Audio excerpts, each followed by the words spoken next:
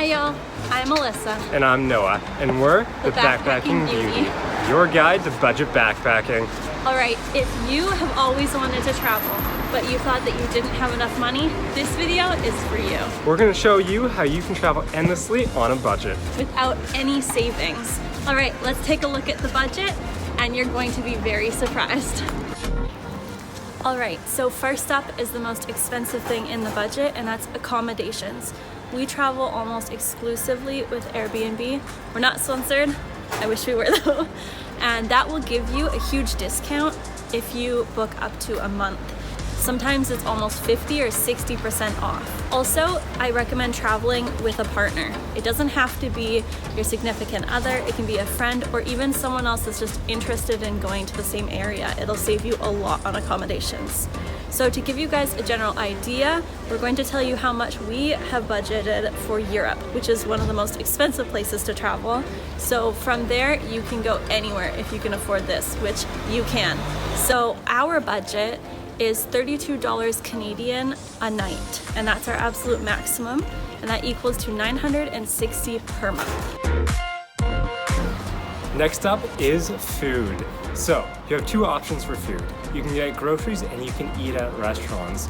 We recommend for a budget doing a combination of both. Our typical budget consists of around $200 for groceries and $500 for restaurants, and that equals around $700 Canadian a month.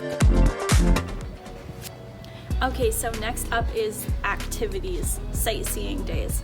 So if you are long-term traveling, you won't be able to do sightseeing days every single day, otherwise you will burn out.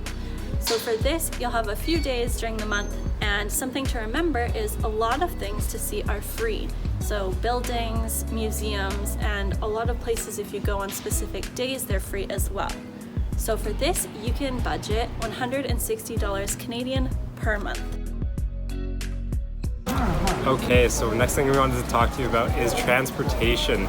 So we recommend that you walk everywhere in Europe. It's very walkable and it'll save you a ton of money.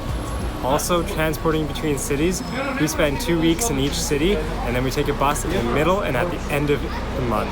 These buses cost $20 Canadian, and so that cost me and Alyssa $80 Canadian total for the month.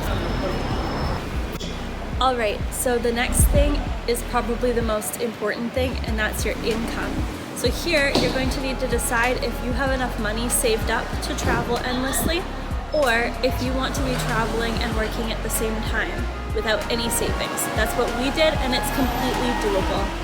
All we do is we work just weekends, and we work 6 hours per day, so that's only twice a week, and we make $1,000 per month teaching English online.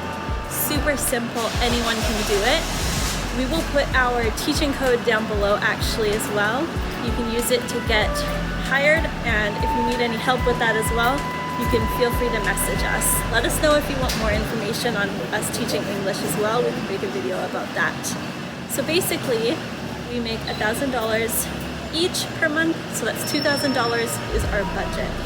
Okay, so now it's time for our budget total. Alright, so first is accommodations, which is $960 Canadian per month. Then is food, which was $700 Canadian per month. Next is activities, which is $160 per month. And next is transportation between cities, which is $80 per month.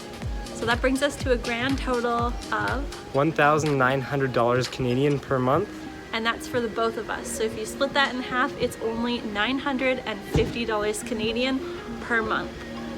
And that's not very much money. So if you think about it, working just on the weekends, we could do that. If you wanted to work even more, you could make more for extra activities. And as you can see, it is completely doable to endlessly travel.